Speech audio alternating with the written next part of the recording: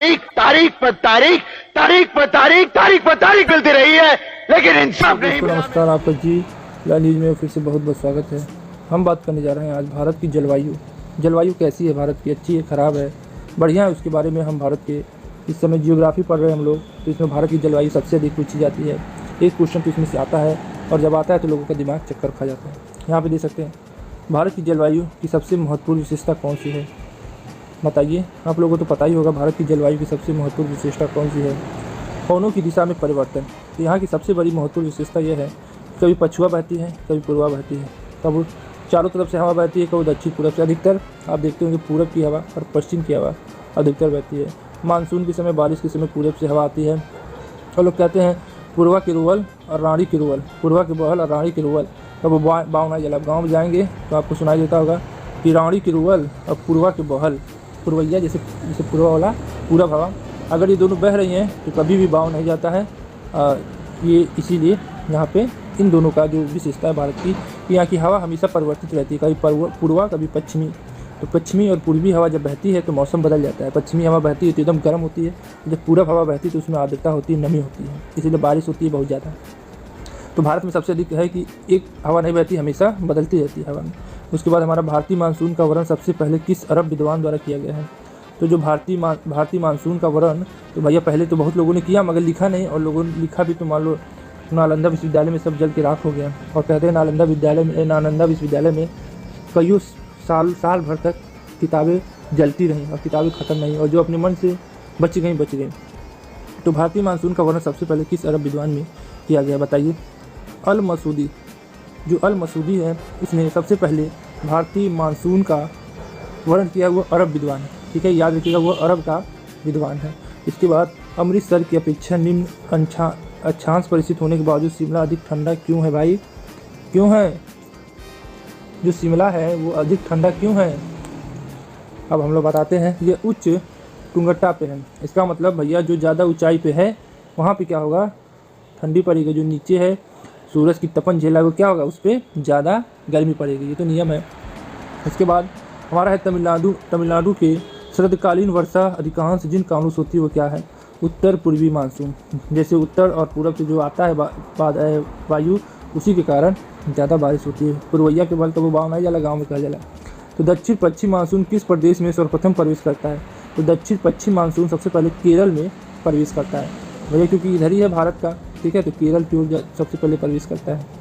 उसके बाद देश के किस भाग में मानसून की अरब सागर एवं बंगाल की खाड़ी दोनों ही शाखाओं से वर्षा होती है। तो पंजाब। देश के किस भाग मानसून की अरब सागर और बंगाल की खाड़ी, तो भैया पंजाब हमारा यहाँ पे है, गुजरात के पास। तो पंजाब में अरब सागर से और प्रशांत महासागर से दोनों, और बंगाल की खाड़ी दोनों शाखाओं से वर्षा होती है, और पंजाब हमेशा हरा भरा रहता है। उसके बाद असम, पश्चिम बंगाल और उड़ीसा राज्यों में मानसून पूर्व आने वाली त्वरित झड़ाएँ किस नाम से जानी जाती है। तो भैया जो पहले मानसून आएगा तो पहले खूब आंधी झकोरेगा, खूब हवा बहेगा, तब आता है तो नॉर्वेस्टर्स, के नाम से जाना जाता है। भारत में कोरोमंडल तट सर्वाधिक वर्षा होती है किस महीने में। कोरोमंडल तट पर सबसे अधिक वर्षा कब होती है। तो भैया जुलाई के बाद बारिश होती है उत्तर प्रदेश में। जुलाई अगस्त माना जाता है कि हमारा क्या है, बहुत ज़्यादा वर्षा का मौसम है, सावन भादो जिसे कहते हैं, सावन का मौसम। तो अक्टूबर और नवंबर में क्या है, कोरोमंडल तट है। भारत के उत्तरी पश्चिमी भाग में शीतकालीन वर्षा कारण क्या है, पश्चिमी विक्षोभ, ठीक है। भारत के क्या है, भारत के ये पेपर में आ चुका है, भारत में उत्तर पश्चिम भाग में शीतकालीन वर्षा कारण क्या है, पश्चिमी विक्षोभ के कारण होता है। उसके बाद भारत में सर्वाधिक वर्षा क्षेत्र कौन सा है। तो भारत में सर्वाधिक वर्षा पश्चिमी घाट है, हिमालय क्षेत्र है और मेघालय क्षेत्र है। मेघालय में तो भैया सबसे अधिक होता है, मानेसरम जगह, ठीक है, वहाँ सबसे अधिक होता है। भारत में सर्वाधिक वर्षा पश्चिमी घाट में होता है, हिमालय क्षेत्र और मेघालय में होता है। और उत्तर प्रदेश में सबसे अधिक वर्षा कहाँ होती है, तो गोरखपुर में होती है। सबसे कम कहाँ होती है, मथुरा में होती है, ठीक है। भारत में सर्वाधिक वर्षा प्राप्त करने वाला स्थान कौन है, देखिए मावसीनराम है, ठीक है, मावसीनराम है, ये सबसे अधिक वर्षा होती है भारत में। उसके बाद भारत में सबसे कम वर्षा प्राप्त करने वाले दो राज्य कौन है। तो भैया सबसे अधिक वर्षा मेघालय और सबसे कम राजस्थान, सबको मालूम है। मावसीनराम और चेरापूंजी में अधिक वर्षा होती है, क्यों होती है भैया, क्योंकि वहाँ पे यहाँ की पहाड़ियाँ कीप की आकार की। इसका मतलब यहाँ पे जो पहाड़ियाँ बनी है, 3 पहाड़ियाँ हैं। बादल तो आता है मगर यहाँ से निकल नहीं पाता है, फंस के यहीं पे सब बरसा के चला जाता है। तो तीन तरफ से जैसे एक तरफ से घुसता है बादल और 3 तरफ पहाड़ियाँ, इसीलिए वहाँ पे सब पानी बरसा के चला जाता है।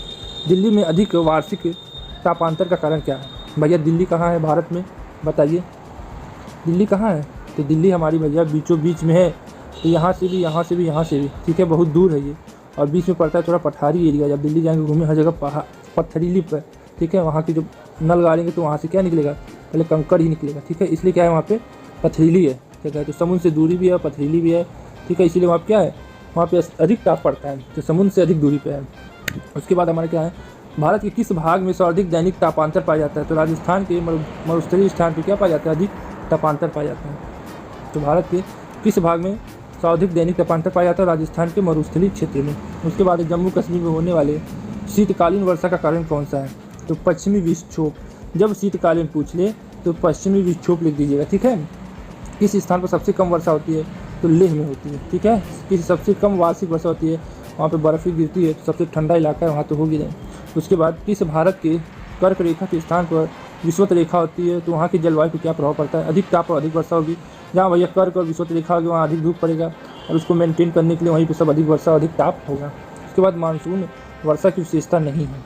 तो मानसून जब आता है तो रिमझिम पानी बरसता रहता है, जियरा किच हो जाता है एकदम। तो वर्षा होने वाले दिनों की निरंतरता, इसका मतलब आएगा मानसून तो 3-4 महीना किच रहेगा पूरा, ठीक है। मानसून वर्षा इसी कहते हैं, बरसता रहेगा, भीगते रहो, काम करते रहो, ठीक है। भारत के अधिकांश भाग कर्क रेखा उत्तरी में स्थित हैं और इसे उष्णकटिबंधीय क्षेत्र कहते हैं, क्योंकि देश की जलवायु का निर्धारण उष्णकटिबंधीय मानसून से होता है, ठीक है। अधिकांश भाग क्या है, कर्क रेखा के उत्तर में स्थित है और इसे उष्णकटिबंधीय देश कहते हैं, क्योंकि देश की जलवायु का निर्धारण उष्णकटिबंधीय मानसून से ही होता है। अरे भैया जहाँ ज़्यादा गर्मी पड़ेगी वहीं ना बादल आएंगे। पूरे में मुंबई में कम वर्षा क्यों होती है भैया, क्यों होती है? वृष्टि छाया में पड़ता है। पूरे मुंबई में कम वर्षा क्यों होती है? वृष्टि छाया में पड़ता है। उसके बाद यद्यपि भारत का एक केवल दक्षिणी भाग उष्णकटिबंधीय में स्थित है, यद्यपि संपूर्ण भारत की जलवायु उष्णकटिबंधीय है, तो इसका कारण क्या है? ऊंची हिमालय पर्वत श्रेणियाँ उत्तरी ठंडी हवाओं से इसकी रक्षा करती हैं, ठीक है भैया। उत्तरी से बहुत ठंडी हवा आती है, बर्फ़ जम जाती है, मगर हिमालय क्या करता है, सब रोक लेता है, अपने ऊपर सब कहर झेल लेता है, इसीलिए हम लोग बचे रहते हैं। उसके बाद हमारा अगला क्वेश्चन क्या है, अब इसे पूछा है हमारा कि भारत की वर्षा का औसत कितना होता है? तो 118 सेंटीमीटर होता है, ठीक है। मानसूनी जलवायु की प्रमुख विशेषता क्या है? वायु की दिशा में मौसमी परिवर्तन। जब वायु की दिशा परिवर्तन होगी तो मौसम क्या होगा? परिवर्तन हो जाएगा। उसके बाद भारत के उत्तर पश्चिम भाग में शीतकाल में वर्षा होती है। तो शीतकाल जहाँ मिल जाए वहाँ पे पश्चिमी विक्षोभ लिख के उस पर टिक मार दीजिएगा। शीतकाल में पूर्वी विक्षोभों के कारण ही वर्षा होती है। भारत के उत्तरी मैदान में शीतकाल में वर्षा होती है, तो पश्चिमी विक्षोभ के कारण ही वर्षा होती है। इतना एकदम दिमाग में बैठा लीजिए कि पश्चिमी विक्षोभ के कारण ही शीतकाल में वर्षा होती है, चाहे जम्मू कश्मीर, उत्तरी मैदान, दक्षिणी मैदान कहीं भी हो। तो क्या उत्तरी मैदान में, उत्तर पश्चिम भाग में, उत्तरी मैदान में, पश्चिमी पूर्वी सब पूछे तो पश्चिमी विक्षोभ के कारण ही होती है। उसके बाद हमारा अगला क्वेश्चन क्या है, भारत के किन क्षेत्रों में 200 मिमी वर्षा होती है मिलीमीटर? तो जम्मू कश्मीर में 200 मिली वर्षा होती है, 200 मिलीमीटर। उसके बाद आर्म वर्षा क्या है? तो भैया मैंगो शावर जिसे कहते हैं अंग्रेजी में। बिहार और बंगाल में मार्च अप्रैल में होने वाली वर्षा क्या होती है? आम्र वर्षा होती है। आसमानों से आम गिरते हैं, मैंगो गिरते हैं, नहीं ऐसी बात नहीं, आम्र वर्षा होती है। बहुत ही क्या होती है मार्च अप्रैल में, सब गंदा बारिश, ठीक है, मौसम बहुत, उस समय धूल धक्कर बहुत होते हैं, तो आम वर्षा होती है। इस वर्षे में अगर कोई भीग गया तो बीमार जरूर पड़ेगा, इसीलिए सब कहते हैं पहली बारिश में भीगना नहीं चाहिए आप लोगों को, ठीक है, बहुत गंदगी होती है, वायरस होते हैं। उसके बाद भारत में सबसे कम वर्षा का क्षेत्र क्या है? कच्छ है, पंजाब हरियाणा तक है। कच्छ की गर्मी के कारण सबकी फट जाती है। उसके बाद भारतीय उपमहाद्वीप ग्रीष्म ऋतु के उच्च तापमान और निम्न दाब हिंद महासागर में वायु का प्रसर करते हैं, जिसके प्रभावित होता है दक्षिणी पश्चिमी मानसून, ठीक है। उसके बाद दक्षिणी पश्चिमी मानसून काल में निम्नलिखित स्थानों में सबसे कम वर्षा कहाँ होती है? तो दक्षिणी पश्चिमी मानसून में चेन्नई में सबसे कम वर्षा होती है, याद कर लीजिएगा, दक्षिणी पश्चिमी भूलिएगा नहीं, उत्तर पश्चिम मत लगा दीजिएगा, दक्षिण पश्चिम। ग्रीष्म काल में आने वाले तूफानों को किस राज्य में काल वैसाखी के नाम से जाना जाता है? तो पश्चिम बंगाल में।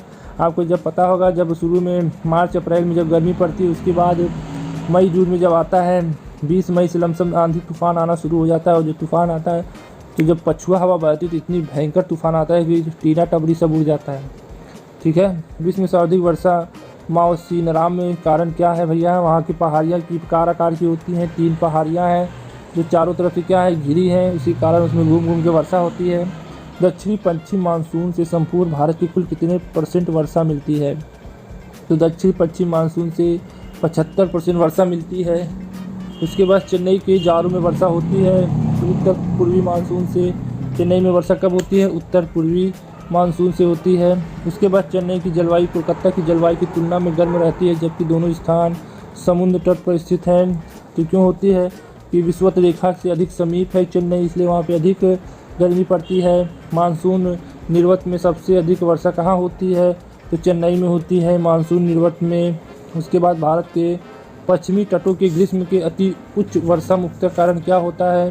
तो कारण होता है उष्णकटिबंधीय अवस्थित, इसीलिए सबसे अधिक वर्षा होती है। पश्चिमी तटों के ग्रीष्म में अधिक वर्षा इसलिए होती है कि उष्णकटिबंधीय में स्थित है। अक्टूबर और नवंबर के महीनों में कहाँ सबसे अधिक वर्षा होती है? तो कोरोमंडल तट पर। अक्टूबर और नवंबर जब ठंडी शुरू होने वाली है तो कोरोमंडल पर बहुत अधिक वर्षा होती है। अक्टूबर गर्मी का मुख्य कारण क्या है? तो अक्टूबर गर्मी का उच्च आर्द्रता के साथ संबंध। उच्च तापमान जब बहुत अधिक गर्मी पड़ती है और जब बहुत अधिक आर्द्रता आ जाती है तो इसके कारण क्या होती है? आंधी तूफान के साथ क्या होता है? बारिश होती है। उसके बाद भारत के किस राज्य के जाड़े के मौसम में वर्षा होती है? आइए, भारत के किस समय जाड़े के समय वर्षा होती है? तमिलनाडु में। उसके बाद भारत के पश्चिमी तट पर वर्षा किस मानसून से होती है? तो दक्षिणी पश्चिमी से। तो उसके बाद किस राज्य में प्रतिवर्ती मानसून का अधिक प्रभाव पड़ता है? बताइए। तमिलनाडु में। फिर उसके बाद हमारा मानसून किस भाषा का शब्द है? ये सबसे पहले पूछना चाहिए। तो अरबी। मानसून किस भाषा का शब्द है? अरबी भाषा का। भारत की सर्वाधिक वर्षा वाली प्राप्त क्या होती है? क्या होती है बताइए। जो भारत की सर्वाधिक वर्षा प्रमुख प्राप्त कहाँ होती है? दक्षिणी पश्चिमी मानसून से होती है, सबसे अधिक वर्षा यही करती है। और उत्तर पूर्वी मानसून सबसे अधिक वर्षा प्राप्त करने वाला राज्य क्या है? तमिलनाडु। उत्तर और पूर्वी मानसून से सबसे अधिक वर्षा प्राप्त करता है तमिलनाडु। कौन सा सबसे पुराना सूखा स्थान है? तो लेह है। कौन सा सबसे पुराना सूखा स्थान है? तो लेह है।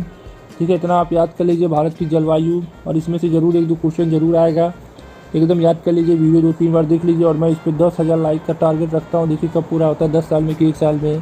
तो आज के लिए बस इतना ही। जय हिंद, जय भारत। या तारीख, अगर आप उन्हें इंसाफ नहीं दे सकते तो बंद कीजिए।